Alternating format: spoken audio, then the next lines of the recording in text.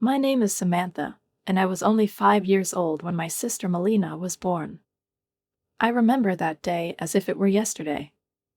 My parents came home from the hospital, carrying a tiny bundle wrapped in a pink blanket. Mom looked at me with a tenderness that held something unshakably serious and said, "Samantha, you're a big sister now. You have to help us take care of Melina." Those words became the leitmotif of my childhood, ringing in my ears as a constant reminder of my new role. Our house was modest but cozy, with a white picket fence and flowers in the garden that Mom loved to tend to in the evenings. We lived in a quiet suburb where neighbors knew each other by name and greeted one another on the street. Both of my parents worked hard. Dad was an accountant, and Mom a secretary. We didn't have much money, but I never thought about it until I began to notice how differently financial matters played out for me and for Melina. As the years went by, the differences became more noticeable. When I was 10 and Melina was 5, they were impossible to ignore. I remember one day I accidentally broke a plate while washing dishes. The punishment was swift: no TV for a week and extra chores the next day. A few days later, Melina, while playing, knocked over Mom's favorite vase. I held my breath, expecting scolding, but Mom just waved her hand and said, "She's just a little girl, Samantha. She doesn't understand anything." This pattern repeated itself over and over.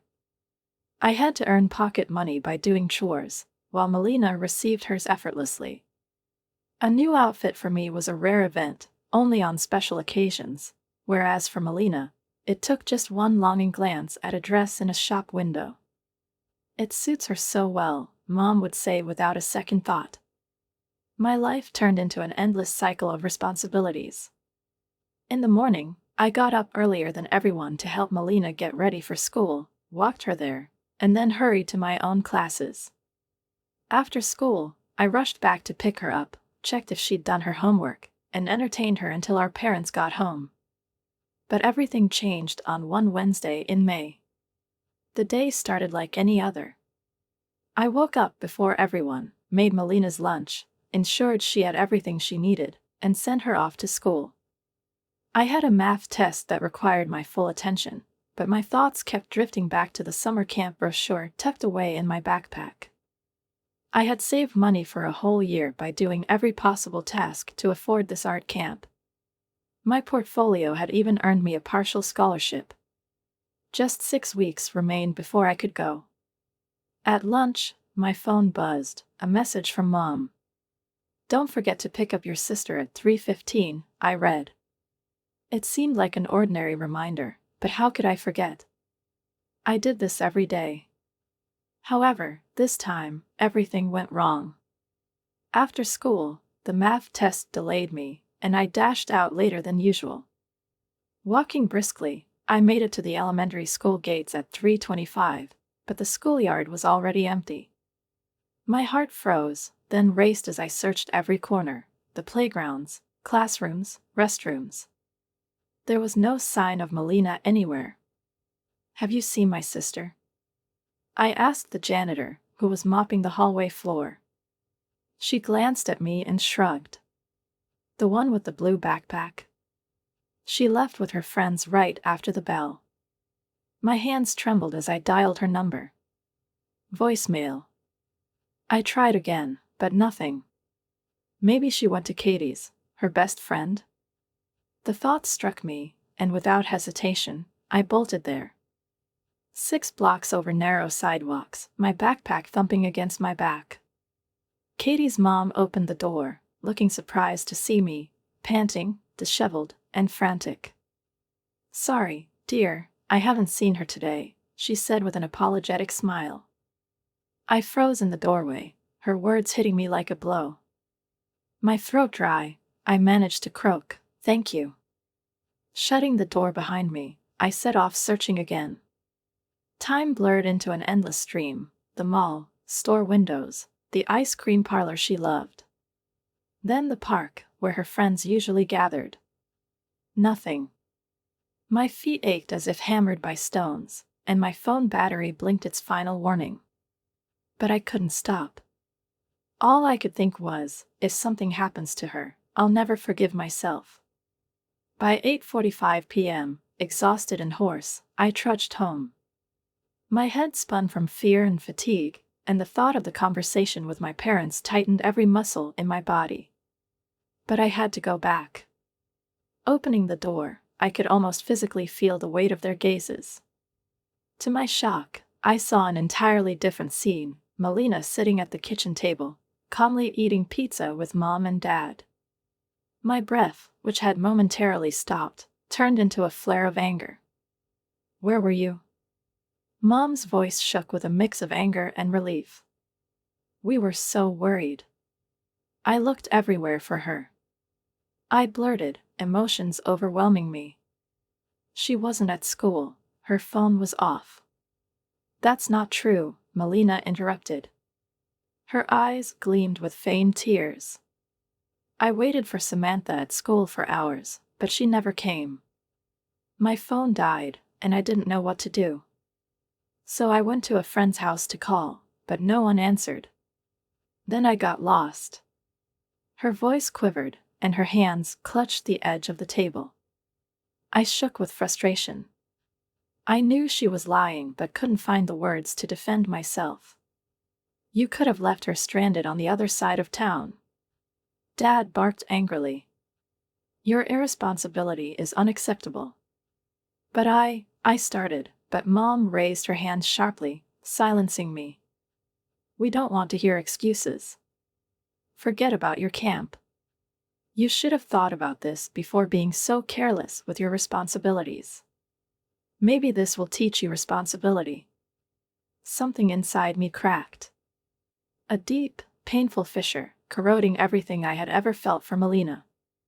She hid a self-satisfied smirk behind a bite of pizza, and at that moment, I realized all my years of care, effort, and trying to be a good sister to her meant nothing.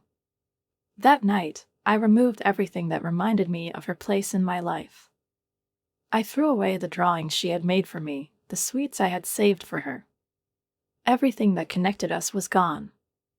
From that moment on, she was just another person in the house to me, nothing more. I immersed myself in my studies, forgetting everything else. I knew my parents were saving money for college. I'd heard them talk about it proudly. But in my third year of high school, while filling out countless scholarship applications, I accidentally discovered that the amount they spoke of could have covered tuition for both Melina and me at a good university. That was when I decided I would achieve everything on my own. Late at night, I pored over textbooks, crammed for the SATs, and worked tirelessly for high grades. When acceptance letters started rolling in, I was overwhelmed. And then, one day, I received the letter I had dreamed of, a full-ride scholarship to one of the best universities. My heart swelled with joy. "Mom, Dad," I began as I walked into the living room. "I have great news," I said, clutching the scholarship letter that was about to change everything. "They're going to cover my entire college tuition. All expenses paid." Mom, who had just been chatting animatedly on the phone, looked up at me. "That's so nice, dear," she said with a distracted smile. I decided to continue, trying not to lose the fragile confidence bolstered by the news. "So, since the money you saved for my education can now be used for something else," I took a breath, trying to steady the tremor in my voice. "Maybe I could use it for a down payment on a small apartment or even start a business after graduation?" The room fell into tense silence. Dad turned off the TV. Mom set down her phone, and her gaze suddenly turned icy. "What money for college?" Her voice was sharp, cutting straight to my chest. "The money you've been saving for Melina and me to go to school," I replied, feeling my confidence evaporate. Dad cleared his throat, as if trying to postpone the inevitable conversation. "Samantha, that's our money. We've been saving it, and we'll decide how to use it," he said calmly but with a hint of irritation. "But you've always said that money was meant for our education," I tried to argue, barely believing what I was hearing. "And we are using it for education," Mom interrupted, her tone leaving no room for discussion. for Melina's education. Tuition gets more expensive every year, and your sister might need extra support. A wave of disbelief and fury washed over me. So, because I worked hard and earned a scholarship, I get nothing? How is that fair? The words burst out of me, unfiltered. Life isn't fair, Samantha, Dad snapped. And it's not your money to demand. End of discussion. I left the room, barely holding back tears. Inside, a storm of anger and pain raged. Everything I had done, everything I had achieved, was once again deemed insignificant. The following weeks passed in a suffocating atmosphere, as if the conversation at the kitchen table had never happened. My parents discussed my graduation and dorm tours with an enthusiasm that made it seem like they hadn't just shattered my hopes. When I tried to bring up the topic again, they either ignored me or changed the subject. By summer, as I packed for college, I came to one simple realization: I was lucky. Lucky that I had worked hard enough to earn that scholarship. Lucky that I hadn't relied on them to support my education. Now, I knew the truth. The only person I could depend on was myself. On the day of my departure, I quietly packed 2 suitcases, called an Uber, and left. My family was still asleep. There were no tearful goodbyes, no group photos, no care packages with homemade cookies. Just the soft click of the front door closing behind me. The first week at university was tough. I quickly got a job at the campus coffee shop. The schedule was grueling, shifts starting at 5 a.m. before classes and stretching late into the evenings on weekends, when other students were relaxing and having fun. But it allowed me to buy textbooks, not worry about small things like toothpaste, and most importantly, feel like I was managing on my own. Contact with my family dwindled to occasional voice messages. "Happy birthday, Mom. I hope you have a wonderful day," I sent one of them. At Christmas, I recorded a short greeting, wishing everyone warmth and joy. The replies were rare and curt. "Thank you, dear. Take care." In those moments, I reminded myself that I hadn't expected anything more from them in a long time. "Samantha, it's Mom." Her voice came through the phone softly, with a faint tremor, as if she feared I might hang up. "How are you?" I froze, the wine glass in my hand tilting precariously. It was evening, and I had just returned from work, tired but satisfied after finishing an important project. My life was full, but none of it included conversations with my parents. We hadn't spoken in years, aside from brief, formal holiday messages. "I'm fine," I replied, trying to keep my voice neutral. "Everything's good. And you?" Yes, we're doing well," Mom quickly said, as if trying to smooth over the awkwardness. We haven't seen you in so long.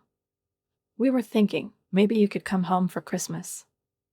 I set my glass down on the table, feeling a storm of conflicting emotions rise within me.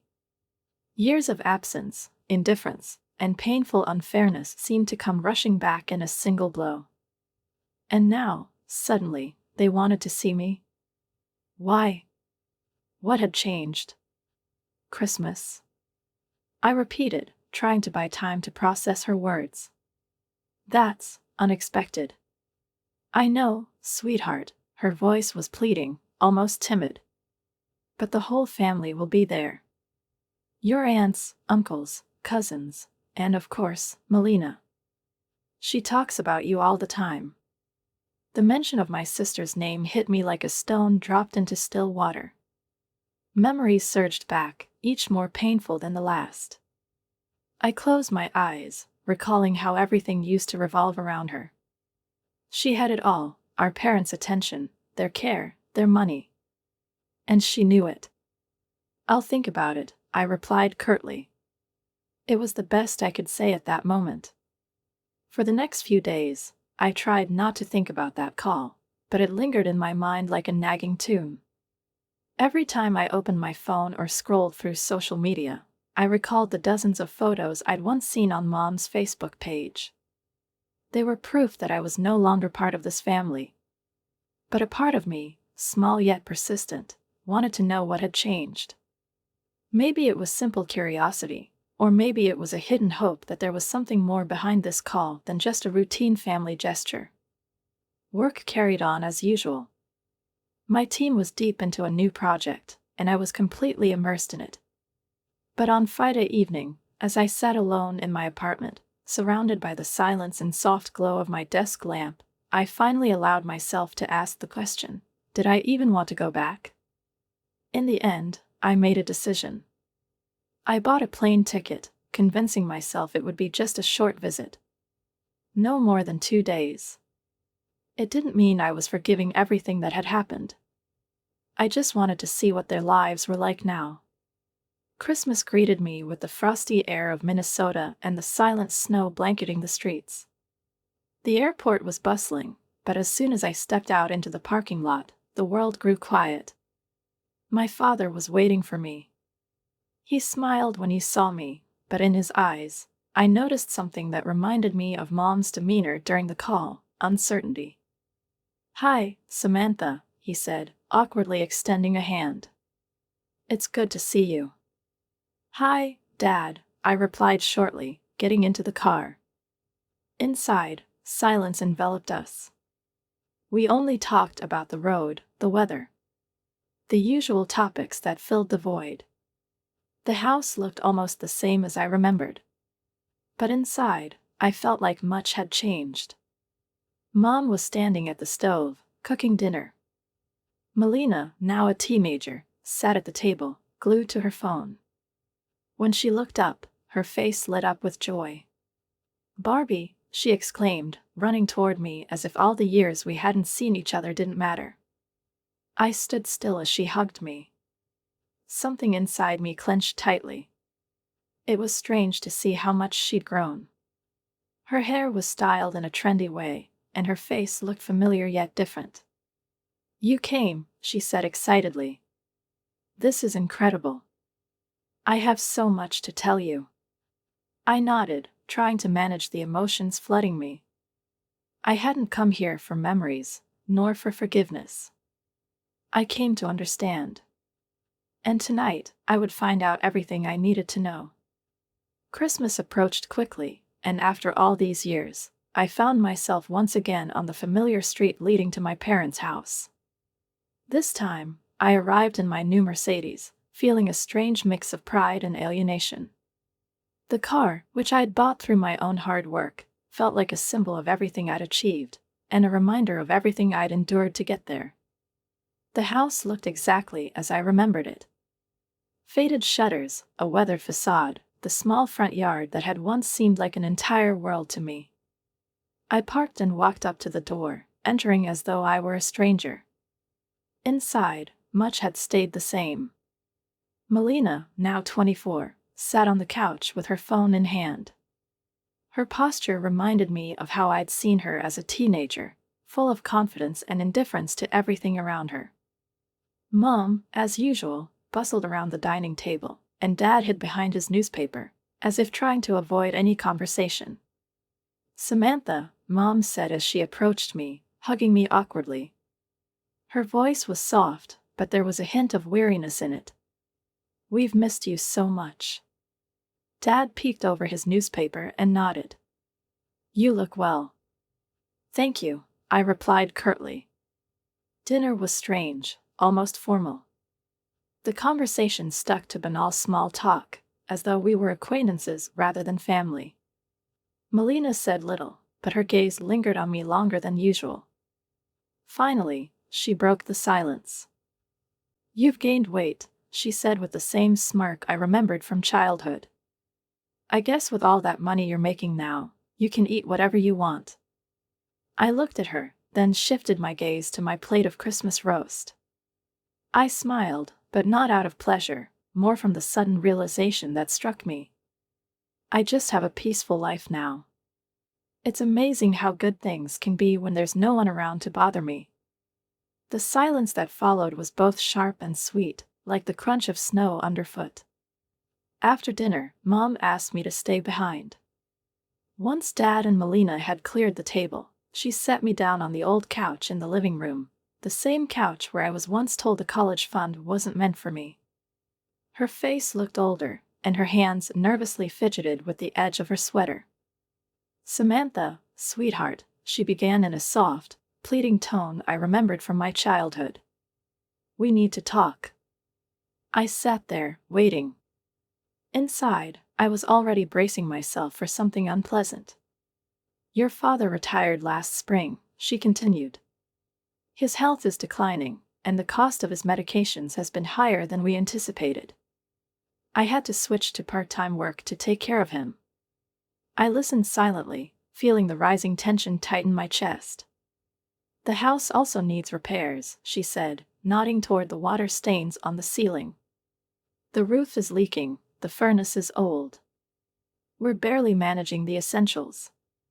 I still didn't say a word. This wasn't just a conversation about life's challenges. She was leading up to something bigger. "We've seen how well you've done in your career, how proud we are of your success," Mom continued, her voice softening even more. "And we thought, maybe you could help us out a little." My eyes scanned the room. I saw the same faded wallpaper, the same worn carpet, but now it all felt like the set of a play, and I was being cast in the same old role. Despite the years, the hurt, and the distance, the thought of my parents struggling still cut me deeply. "I'll send you $1,500 a month," I heard my own voice say, as if it didn't belong to me. Mom's eyes widened, and her face lit up with relief. She pulled me into a hug, holding me close in a way she hadn't done in years. "Oh, Samantha, thank you, sweetheart. This means so much to us."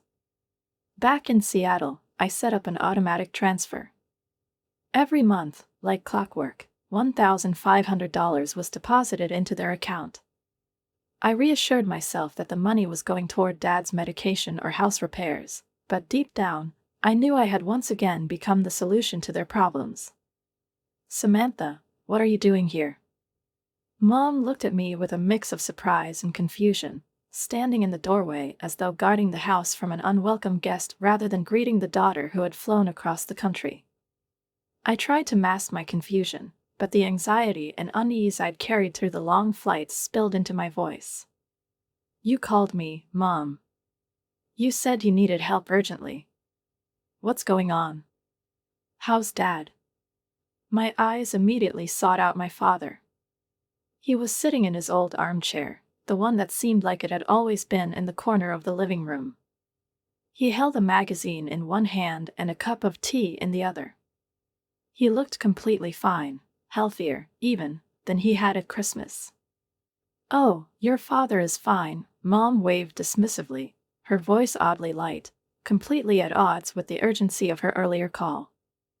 "It's not about his health. It's other circumstances." Melina, standing in the living room, glanced at me briefly before burying her face in her phone again. Her manicured nails clicked rapidly against the screen, her focus clearly on something far more important than my sudden arrival. "What kind of circumstances require $50,000? I stepped into the house, feeling a wave of irritation building inside me. "You said it was urgent." Mom closed the door behind me and gestured for me to follow her into the living room.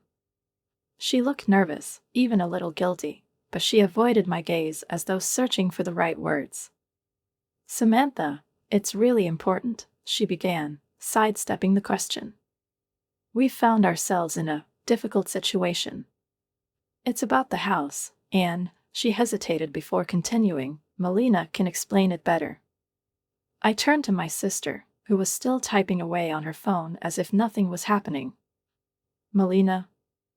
I addressed her with barely restrained irritation. "Can you explain why I had to drop everything, cancel meetings, and fly across the country? What is this about?"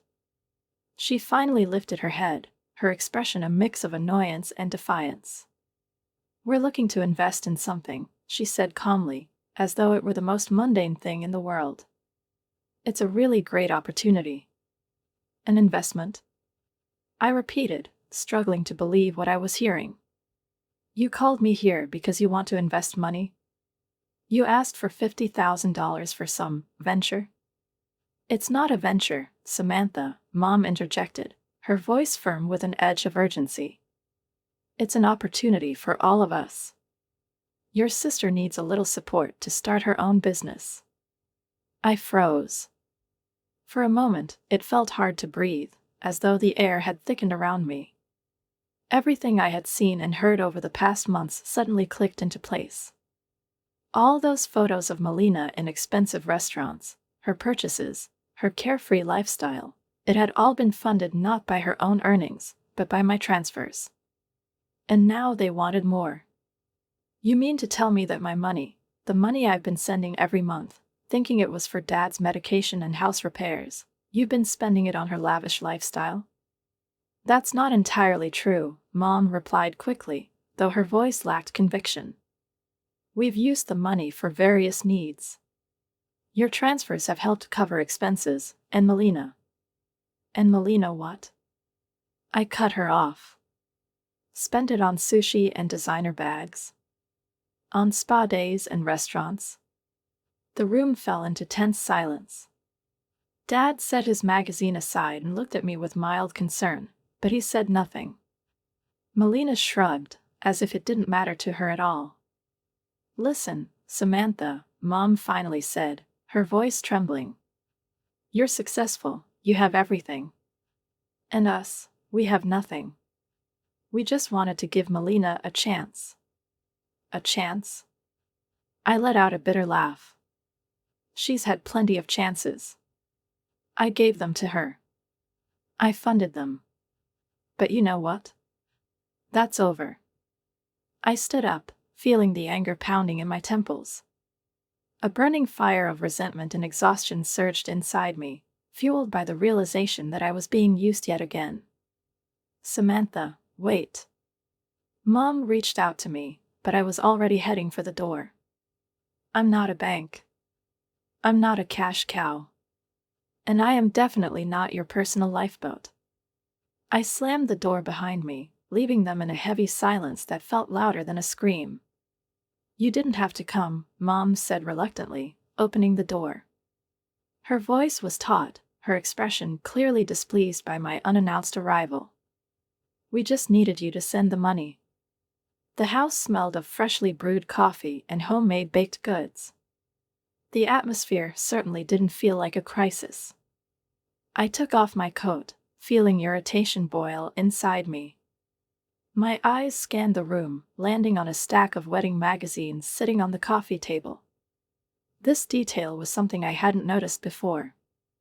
Dad, are you okay? I asked, glancing around the living room. Is he fine? Mom threw a quick glance at Melina, as if silently warning her about something. He's fine, she said quickly, with a forced calmness.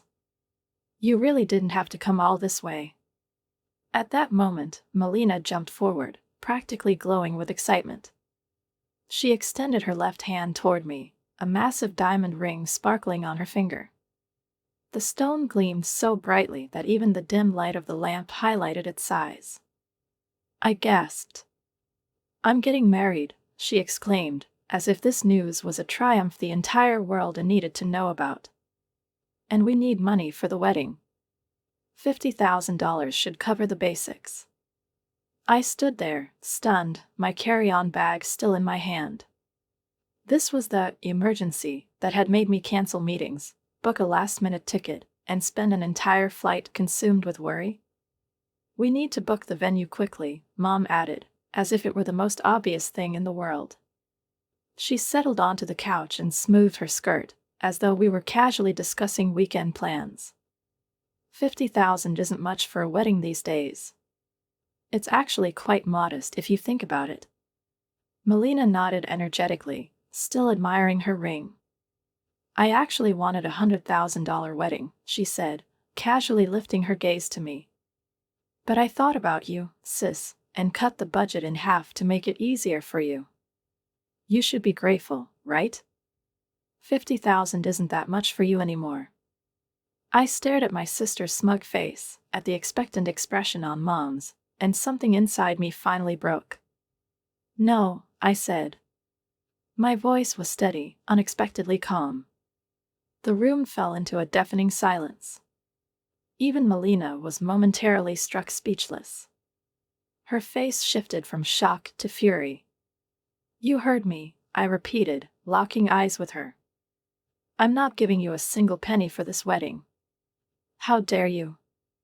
Melina hissed, her voice shaking with anger. "You owe it to the family to help." A wave of long-suppressed pain and resentment rose within me. "I owe..." My voice grew louder with each word. "I owe you nothing. I'm not going to pay for the wedding of someone who made my childhood a living hell. Someone who lied about me, stole from me, and never faced any consequences for her actions." I turned to my parents. "And you? You were always on her side. Always believed her lies over my truth. You let her do whatever she wanted and never thought about what it cost me." Mom shot up from the couch, her face red with anger. "After everything we've done for you." I laughed, but it was a bitter, hollow sound. "Let's talk about what you've actually done," I interrupted. "Where's the money I sent you? The receipts? The proof? Where is it all?" Dad, who had remained silent until now, finally spoke up. "It went to necessary expenses. Medical bills, house repairs." "Show me," I demanded, my voice icy. "Show me proof that my $188,000 went where you said it did." The room was so quiet that I could hear the ticking of the old clock on the wall. Mom and Dad exchanged glances, their faces pale. Finally, Mom stammered. We used it for various needs." "For what?" I pressed. "Melina's shopping sprees? Her restaurant dinners? Her new designer things?" Melina turned away, but not before I caught the sullen expression on her face. Mom clenched her hands into fists but said nothing. And that's when I realized I didn't need answers anymore. I unlocked my phone, opened Melina's Facebook page, and scrolled through her profile. It was like a window into a world completely disconnected from the stories my parents had told me. Her feed was filled with photos of her smiling with Gucci bags, savoring haute cuisine, and taking selfies during her frequent spa visits. Each post had dozens of likes and enthusiastic comments, and her captions seemed to boast about her luxurious lifestyle. "Funny," I said, trying to keep my voice steady, "how someone who supposedly lives with struggling parents can afford all this." Melina's face turned crimson in an instant. She took a step toward me, her voice ringing with indignation. "Are you stalking me? Snooping on my social media?" "No," I replied calmly, "but I've seen how you flaunt the money I've been sending to help our parents. Money that was meant for their needs, not your whims." "You're selfish," she shouted, tears streaming down her face and smudging her mascara. "You have everything, a great job, an expensive car, a beautiful apartment. Why can't you just share?" Mom, standing nearby, jumped in with the same accusatory tone. "We raised you better than this. You shouldn't be so stingy and heartless." "Heartless?" I repeated, locking eyes with them both. "Heartless is manipulating your daughter for money. Heartless is spending the money I sent for medical bills or house repairs to fund your favorite child's lifestyle." I picked up my bag and looked at them with an unexpected sense of calm. "This is it. The monthly payments stop today. Don't call me, don't text me, and don't ask me for anything ever again. You can't do this to us." Melina shrieked, her voice cracking as it rose to a near scream. "I already told everyone about my dream wedding." I walked to the door, paused for a moment, and turned back. "Well, I guess you got a problem then." The calls and messages started before I even made it to my rental car. By the time I reached the hotel, my phone was flooded with notifications. Accusations of being heartless and selfish, voice messages from my crying mother begging for family solidarity, even threatening texts from Melina promising that everyone would know how awful I was. I sat on the edge of the bed, opened my laptop, and began to type. An open letter, addressed to anyone who wanted to know the truth. I wrote about the manipulation I'd endured as a child, the money I'd sent for medical bills that was used for other purposes, and the receipts I never saw. I attached screenshots of Melina's posts, complete with timestamps that matched my transfers. The letter concluded with my firm refusal to fund their latest demand, a $50,000 wedding. The letter spread quickly through our family circle, igniting a firestorm. Aunt Susan called their behavior disgraceful, Cousin Mike admitted he'd never seen such manipulation, and Uncle Robert, usually the family peacemaker, stayed conspicuously silent this time. 3 months later, I heard that Melina's wedding had taken place. It was a quiet dinner at Olive Garden with her husband's family and our parents. No designer gowns, no extravagant venue, no elaborate floral arrangements, just breadsticks and a limited menu. When I heard about it, I smiled but felt no triumph. I was too busy living my own life to find satisfaction in their failures. Our team had just completed a major project. I had started dating Michael, a kind software engineer who respected my boundaries, and my therapist reminded me that I was finally prioritizing myself. Sometimes, late at night, I still received message requests from my family. I deleted them without reading. The little girl who once desperately sought her parents' approval was gone. In her place was a woman who had finally learned, true family isn't defined by blood, but by shared values.